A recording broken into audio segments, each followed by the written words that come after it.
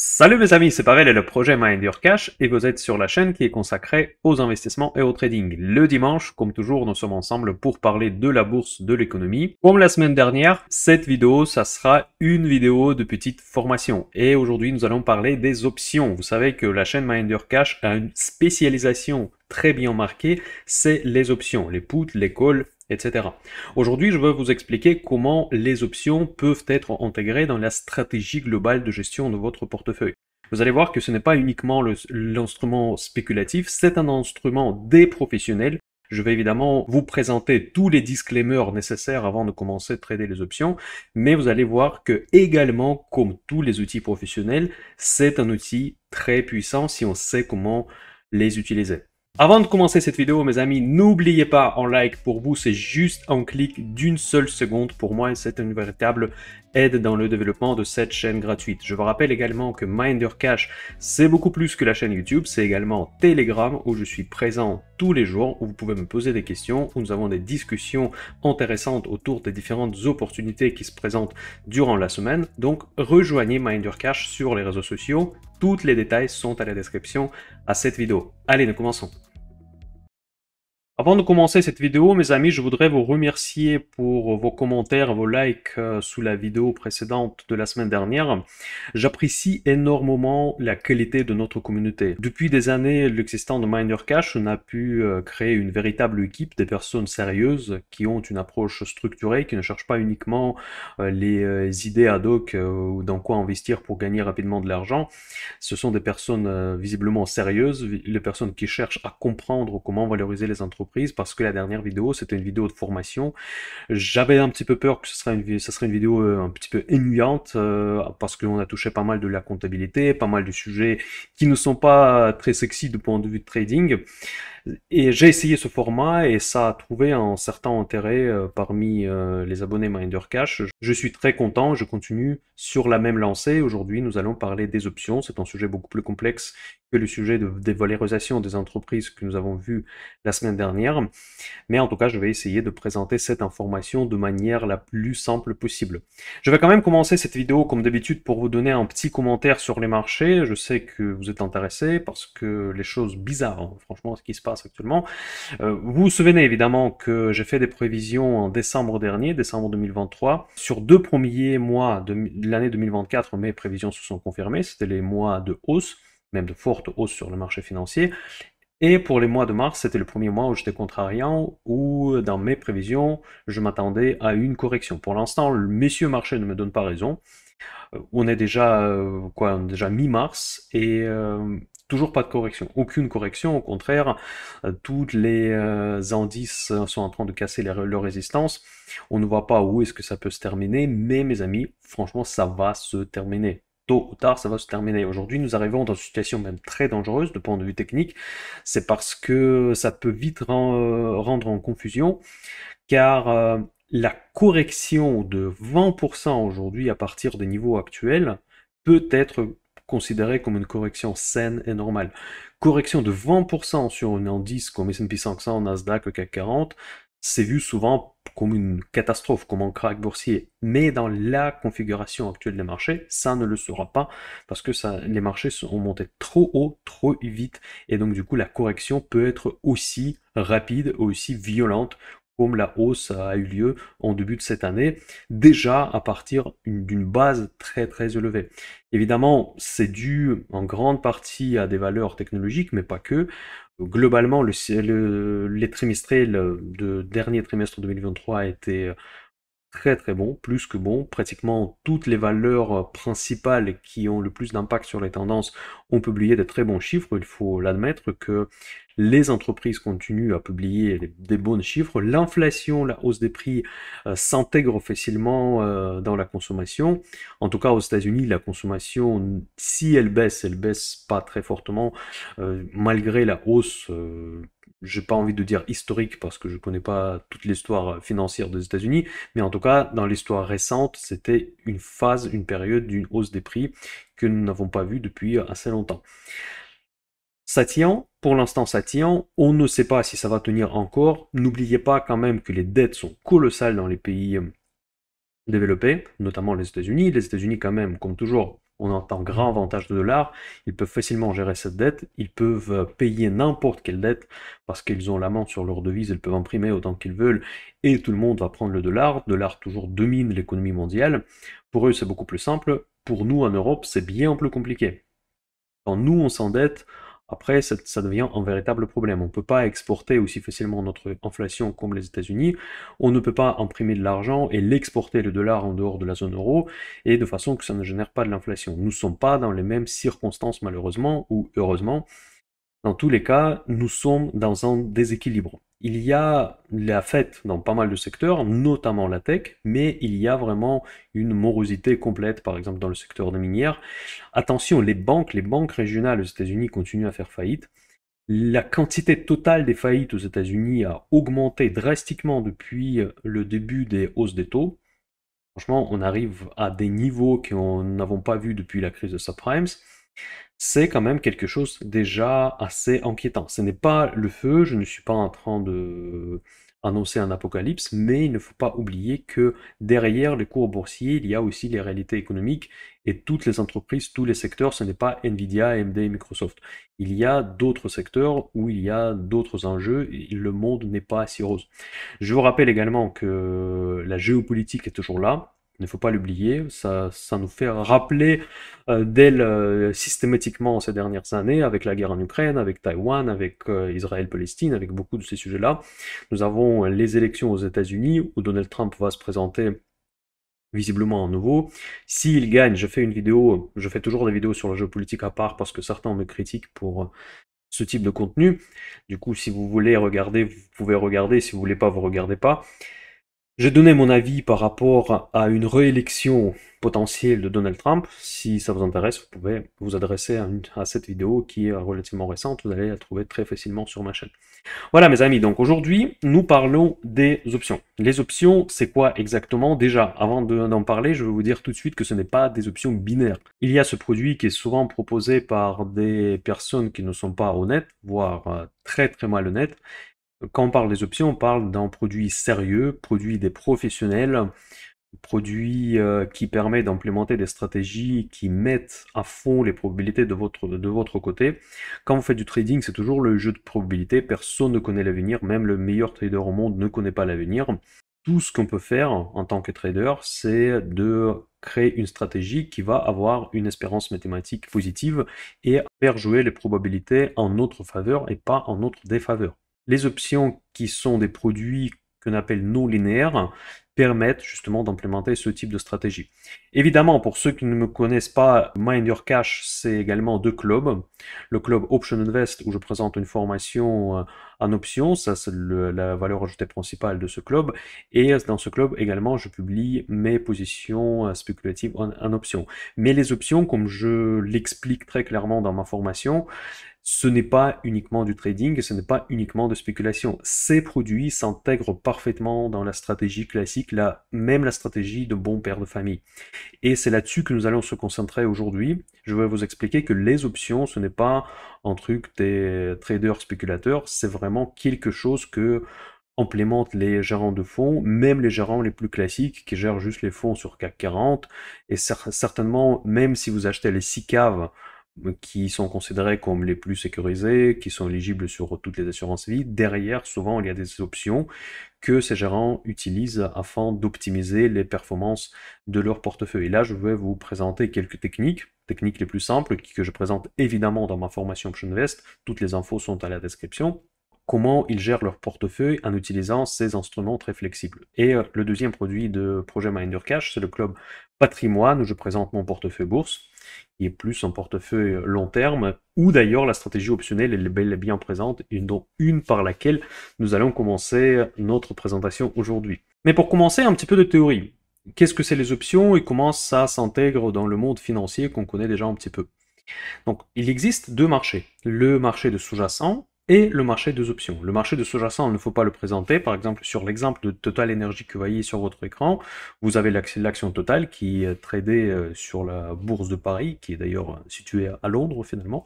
Mais en tout cas, c'est l'action que vous pouvez accéder avec n'importe quel courtier, avec votre POA, même avec votre banque classique. Tout le monde donne l'accès à les grandes valeurs du CAC 40. Et il y a le marché des options. Le marché des options, évidemment, il n'est pas accessible avec n'importe quel courtier. Aujourd'hui, je vous fais la présentation avec le courtier Interactive Brokers, que moi j'utilise personnellement pour toutes mes transactions financières, sauf quelques opérations qui sont purement liées à la préparation à la retraite. J'en parle dans mon club patrimoine. Mais en tout cas, je trouve que Interactive Brokers, c'est le meilleur courtier auquel nous avons l'accès en France.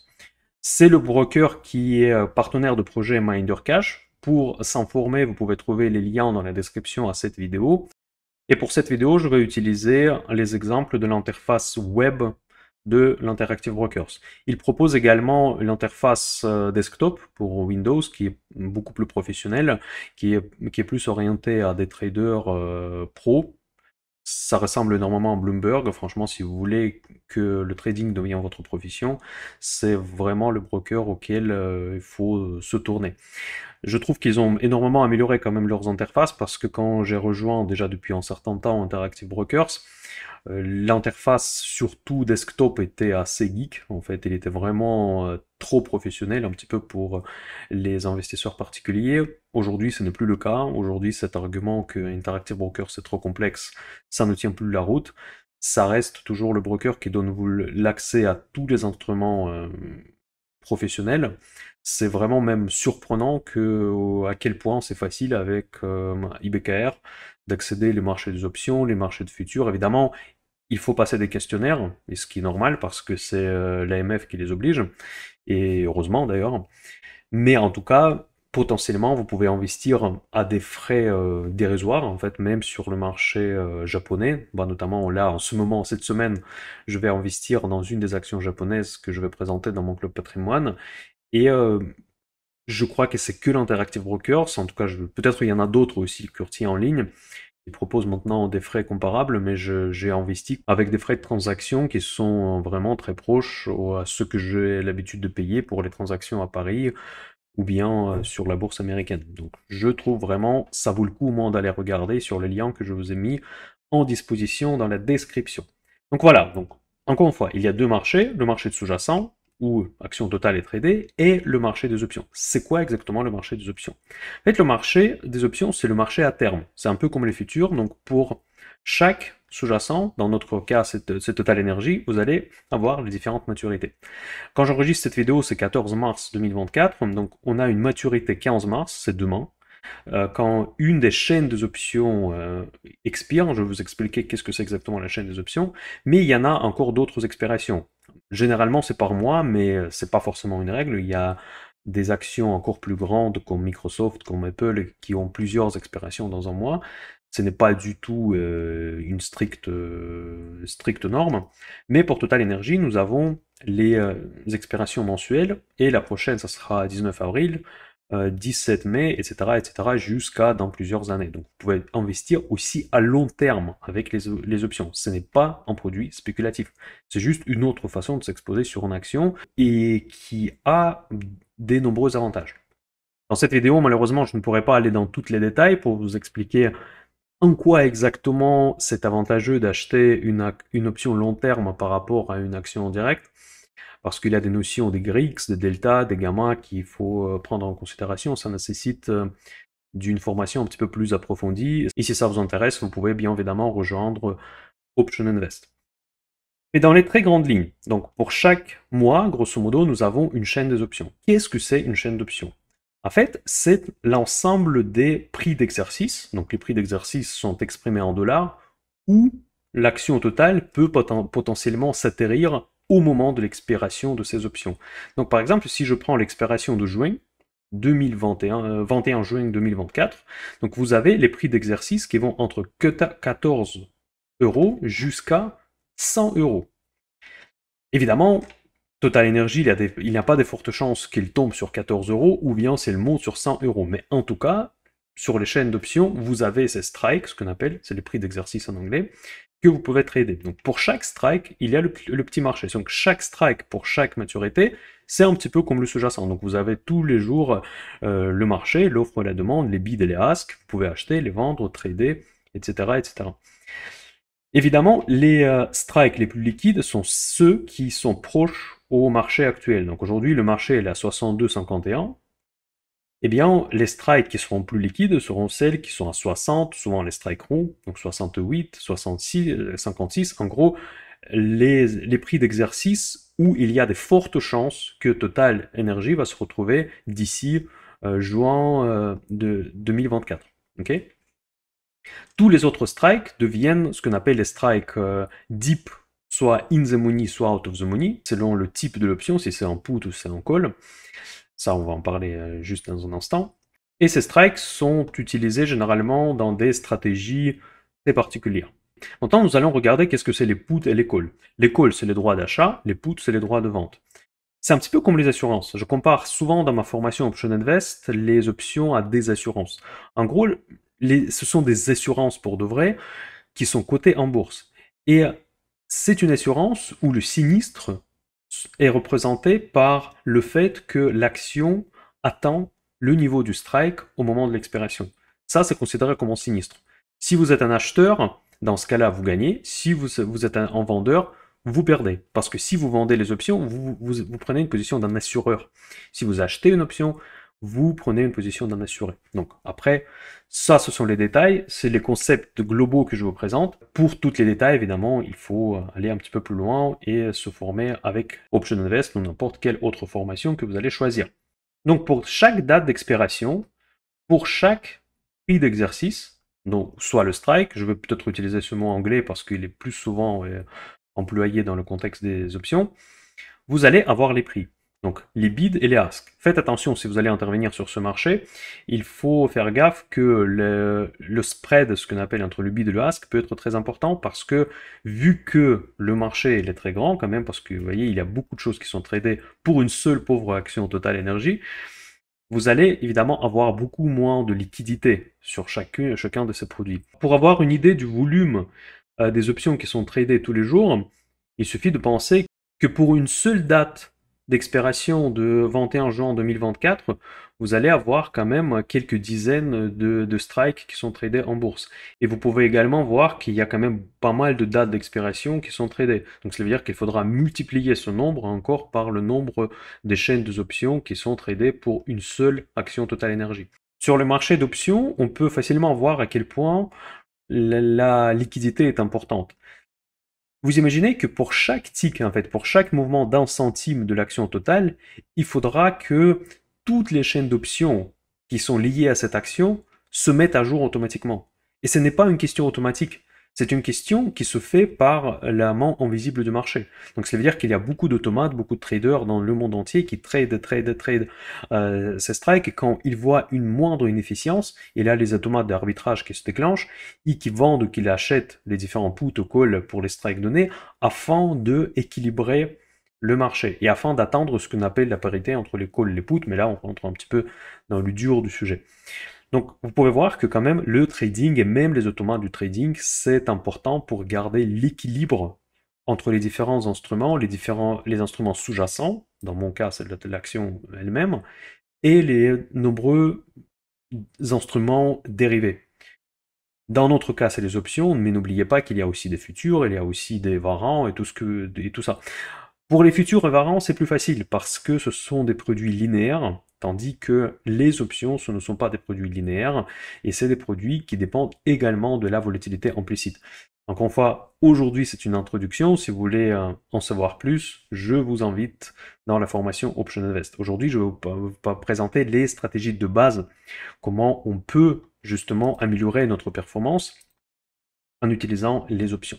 Voilà, je viens de vous dire que dans le club patrimoine, j'utilise une stratégie basique pour gérer mon portefeuille long terme, le portefeuille classique, qui est en partie implémenté avec mon PEA, avec une autre partie avec un PER, plan d'épargne retraite, et en grande partie avec mon compte Interactive Brokers, que je recommande évidemment.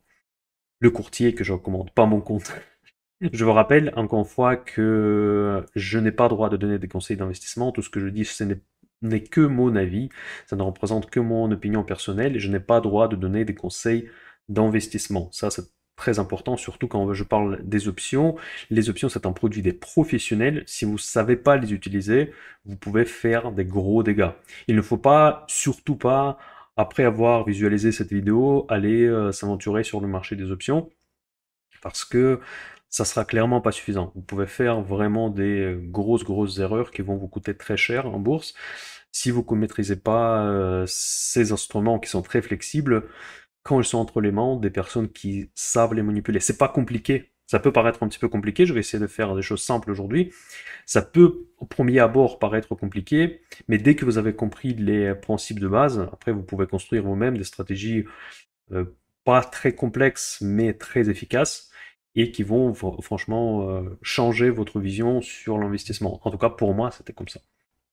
Qu'est-ce qu'on peut faire avec tout ça? Voilà, là, il y a des options, imaginons que je n'y connais rien. Eh bien, vous pouvez acheter ou vendre ces options, vous pouvez acheter ou vendre les options call ou les options put. Tout de suite, je devrais vous dire que quand vous achetez une option ou quand vous vendez une option, vous ne prenez pas du tout le même risque. Quand vous achetez une option, comme je viens de vous dire, vous êtes un assuré. Vous avez mis une certaine prime. Les prix que vous voyez sur votre écran, c'est les primes cotées en bourse. Donc vous avez payé et c'est tout. Votre argent est parti de votre compte du trading. Et quoi qu'il en arrive, même s'il y a une guerre nucléaire demain, vous n'allez pas perdre plus que c'est par exemple 1,71 centimes par option. Vous n'allez jamais perdre plus. En revanche, si vous vendez cette même option, vous êtes exposé infiniment sur cet actif-là. Par exemple, si vous avez vendu en put et l'action a chuté à zéro, s'il a fait faillite, vous allez perdre énormément d'argent. Encore pire si vous avez vendu l'option put, parce qu'il n'y a pas de zéro. On peut monter, comme on a vu déjà avec de nombreuses actions comme Nvidia, comme les différentes actions dans le monde de l'intelligence artificielle, les petites valeurs qui sont en train d'émerger. Vous pouvez voir les hausses de 300, 400%, vers 1000%. Et dans ce cas-là, si vous avez vendu en call sur cet actif, vous pouvez vous faire ruiner. Mais littéralement, vous pouvez perdre plus que vous avez sur votre compte. Cette stratégie que moi je considère paradoxalement la plus défensive, et c'est celle que je présente dans le club Minder Cash Patrimoine. Voilà, je reviens en notre TradingView, à mes schémas que j'ai dessinés dans mes vidéos précédentes pour l'action totale. Imaginons maintenant, ce n'est pas du tout mon avis, encore une fois, je dis juste comme ça à titre d'exemple. Imaginons que je trouve que l'action totale énergie sera super intéressante à un niveau 58. D'ailleurs, c'est ce que je pense. Donc 58, apparemment, et en plus ça correspond plus ou moins à la configuration du marché actuel, c'est un niveau où l'action a déjà plusieurs fois touché, donc il est reparti à partir de ce niveau-là. Apparemment, sur ce niveau, il y a beaucoup d'acheteurs, et de point de vue technique et de point de vue fondamental, je considère que c'est un niveau de point d'entrée pour ma stratégie d'investissement. Je dis encore une fois à titre d'exemple.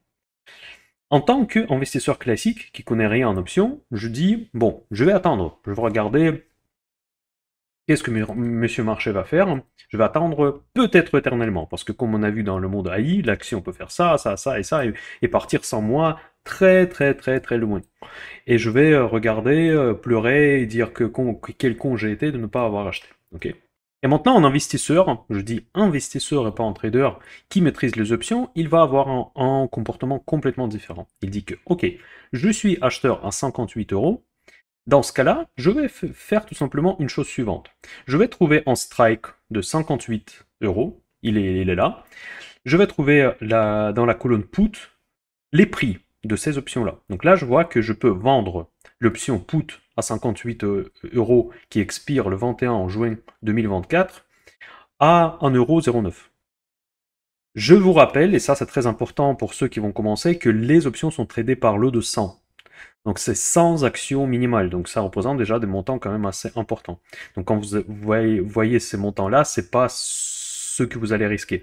Vous allez risquer au moins X 100 ce montant-là. Donc ça veut dire que cette option, si vous allez la vendre, votre compte sera crédité de 109 euros, moins les frais de courtage, bien évidemment, qui sont avec Interactive Brokers, sont complètement dérisoires. Si vous allez acheter cette même option, vous allez devoir payer quand même beaucoup plus. Regardez le spread entre l'achat et la vente, et là, on parle d'un strike sur une valeur très liquide, et le strike est relativement proche au marché. Si vous allez vous éloigner sur des strikes plus out of the money ou in the money, vous allez avoir l'écart encore plus important. Mais bon, on ne va pas rentrer dans tous ces détails. Vous allez payer dans ce cas-là 117 € pour un seul lot qui correspond à 100 actions de Total Energy. Qu'est-ce qui va se passer maintenant? Regardons maintenant les différents scénarios.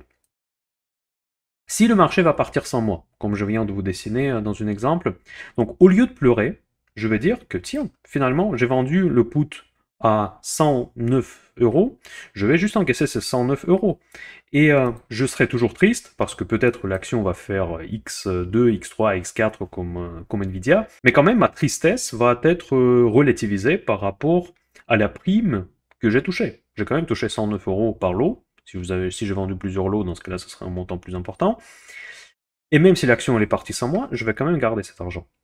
Qu'est-ce qui se passe maintenant dans un scénario inverse? Imaginons que le marché s'inverse, il arrive là, il casse ce support, il descend par exemple à un niveau 154. Ok? Donc ça, c'est un scénario noir, entre guillemets. Mais si on part du principe que moi j'étais acheteur à 58, donc ça veut dire que je suis en position. Même si je ne faisais pas des options, quand l'action elle était là, je devrais normalement acheter, n'est-ce pas? C'est ce que ferait l'investisseur qui est intéressé d'acheter un actif en prix précis. Donc dès que son prix est atteint, j'aurai mon ordre d'achat préprogrammé qui s'exécute et j'aurai mes actions à 58 €, n'est-ce pas? Avec cette stratégie de vente d'une option put, j'aurais le plus ou moins la même situation, sauf que mon point d'entrée serait 58 moins 1,09 €. Pourquoi moins 1,09 €? Parce que ce montant m'a été déjà crédité sur mon compte. Donc cela veut dire que pour 100 actions Total Energy qui correspondent à un lot minimal des options, je vais quand même déjà avoir un profit de 109 €. Donc cela veut dire que mon PRU sera finalement plus bas. Et si jamais on arrive à l'expiration en 21 juin 2024 en dessous de 58, je vais être ce qu'on appelle assigné. Donc ça veut dire que le marché va m'obliger de faire face à mes engagements. Quand j'ai vendu une option put, j'ai pris un engagement d'acheter cette action au prix de 58 si le prix, quand j'arrive à l'expiration, sera inférieur. Si ça sera le cas, dans ce cas-là, je vais avoir mon action à 58 € moins 1,09 €.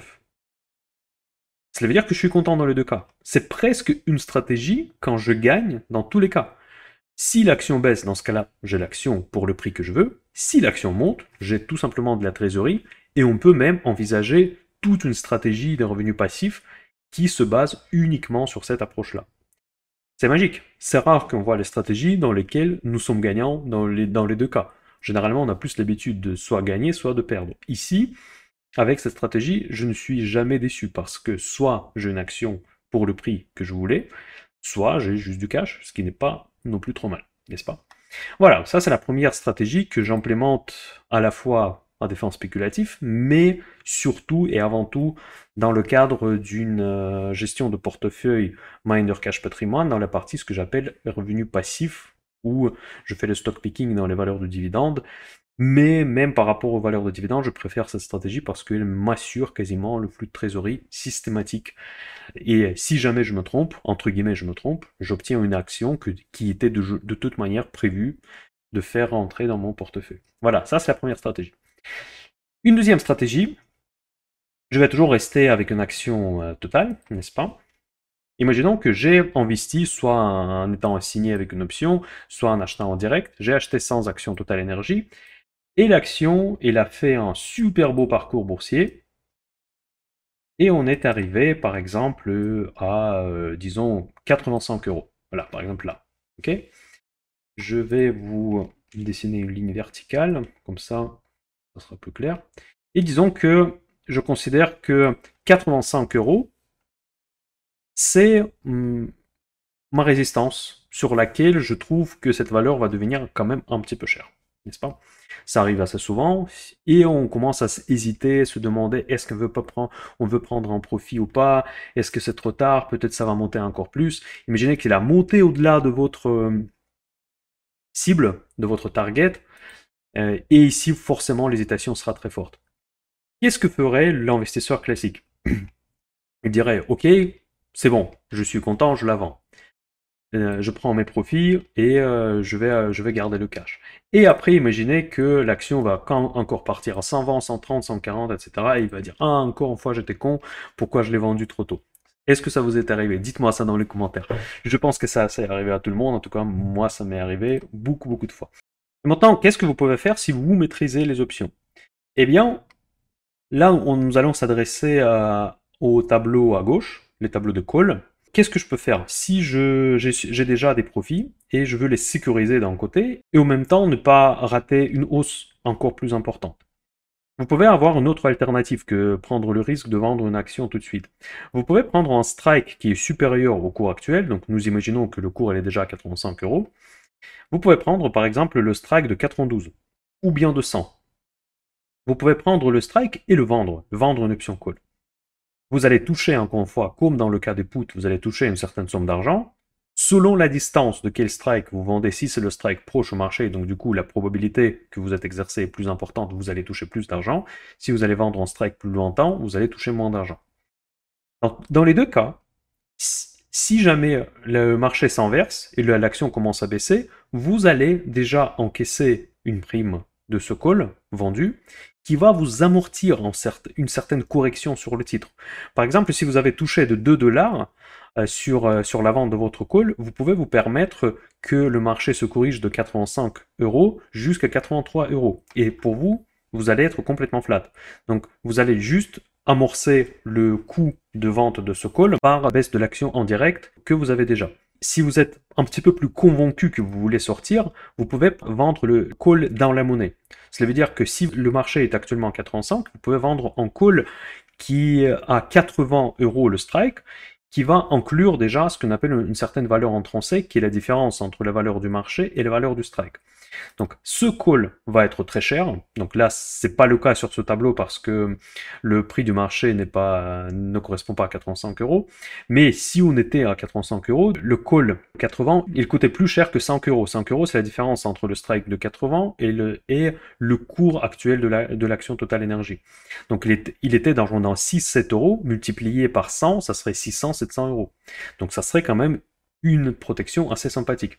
Mais en revanche, dans ce cas-là, vous allez avoir une forte probabilité d'exercice parce que même si l'action elle reste au-dessus de 80 euros, et si vous arrivez comme ça à l'échéance, vous allez être obligé de faire face à votre engagement quand vous avez vendu le call, et quand le broker va voir que vous avez la même position sur le sous-jacent, quand elle va netter cette position, vous allez arriver à zéro. Et ça va vous revenir comme si vous avez fermé la position. Donc, si à l'expiration de ce call, il se retrouve dans la monnaie, et si à côté vous avez la même position dans le sens inverse avec le sous-jacent, votre position de sous-jacent sera automatiquement fermée par le broker Interactive Brokers ou n'importe quel autre broker que vous allez utiliser pour ça. Donc ça, c'est une façon très efficace de sortir de l'action quand vous hésitez, quand vous ne savez pas est-ce que ça va monter ou est-ce que ça va baisser. Vous pouvez tout simplement, autour de votre position principale en action, jouer cette stratégie, ce qu'on appelle covert call, en vendant les calls, pour les strikes plus ou moins éloignés qui sont out of the money, ou bien si vous voulez sortir avec une grande probabilité, vous pouvez vendre un call qui est déjà dans la monnaie, et hors le cas d'une forte correction sur ce titre, vous allez sortir du marché. Voilà, ça c'est une idée presque opposée, comment on peut sortir cette fois d'une position en utilisant les options. Après, il y a tout un tas de stratégies que vous pouvez implémenter avec les options qui ne feront pas partie de cette vidéo. Il y a des stratégies pour s'exposer à la hausse, à la baisse, comment hedger votre portefeuille. Par exemple, dans la gestion même classique de portefeuille, la question du hedging se pose assez régulièrement. Par exemple, si vous hedgez avec les options, ça devient comme si vous achetez tout simplement une assurance. Une assurance quand vous achetez pour votre maison, pour votre voiture, pour n'importe quoi. Eh bien, aussi, une autre stratégie que moi je trouve excellente, c'est les options qui remplacent les ordres stop-loss. C'est quoi les ordres stop loss? Je pense que la plupart d'entre vous maîtrisent cette approche. C'est quand vous mettez un seuil de sécurité, par exemple, que si l'action baisse tant, je vais automatiquement sortir pour éviter des pertes catastrophiques. Mais par contre, ça ne vous protège qu'un intraday, en réalité. Parce que la plupart des choses qui se passent, c'est à l'ouverture et à la fermeture du marché. Quand généralement il y a des résultats qui sont annoncés ou des mauvaises ou bonnes nouvelles qui sont annoncées, et selon le sens de votre position, vous pouvez gagner ou perdre beaucoup d'argent. Évidemment, ce qu'on veut éviter, c'est perdre beaucoup d'argent. Et votre stop loss ne va pas du tout vous défendre, vous protéger. Parce que si le marché s'ouvre à moins 30%, comme c'était récemment le cas par exemple avec Téléperformance, même si vous aviez le stop loss, vous allez jamais pouvoir en profiter. Parce que déjà, quand elle va s'exercer, le cours sera pas du tout celui que vous voulez. Donc déjà, votre perte va représenter plus de 30%. Avec des options, vous n'allez jamais être dans ces situations-là. Parce que vous avez payé votre assurance, donc du coup, elle va vous faire sortir au prix que vous voulez. Donc vous allez 100% protégé avec les coûts parfaitement maîtrisés. Donc les options, ce que moi j'adore, parce que pour moi, dans toute la gestion de portefeuille, c'est avant tout la gestion de risque. Les options vous permettent de gérer votre risque en centime près. Vous n'avez pas du tout à avoir cette frustration de l'overnight, si vous voulez, quand le marché s'ouvre et après tout en train de chuter, y compris les actions sur lesquelles vous vouliez vous protéger avec des stop loss. Par exemple, depuis que j'ai appris à fonctionner avec des options, je n'utilise pratiquement jamais le stop loss. Je ne trouve aucun intérêt, parce que autant d'acheter les options put, pour protéger mes positions en bourse. Et voilà. Et aucun mouvement de marché ne pourra pas vous faire sortir de cette position. Parce que vous savez, les positions de stop loss, ou toutes ces positions automatiques, ils ont un inconvénient que dès que le seuil soit touché, vous êtes exercé. Vous avez vendu ou vous avez acheté. Donc cela veut dire que, par exemple, si votre action elle a touché votre seuil de stop loss, vous n'êtes plus en position. Après, elle repart le lendemain à plus 40%, vous n'y êtes plus. Vous n'êtes plus dedans. Avec les options, sans problème. S'il a touché le seuil, donc l'option elle est passée dans la monnaie, il a commencé à vous protéger, à ce moment-là, il peut vous protéger pendant quelques jours, et après si ça repart à la hausse, dans ce cas-là, vous restez toujours dans la position où vous profitez de la hausse. C'est magique, c'est assez magique les options. Voilà mes amis, j'espère que cette vidéo, encore une fois, formation vous a plu. Si c'est le cas, mettez beaucoup de likes, mettez des likes à fond, partagez cette vidéo, mettez-moi des commentaires, je vais essayer de répondre à tous les commentaires sous cette vidéo et rejoignez-moi sur Option Invest si ça vous intéresse ou bien sur le club Minder Cash Patrimoine.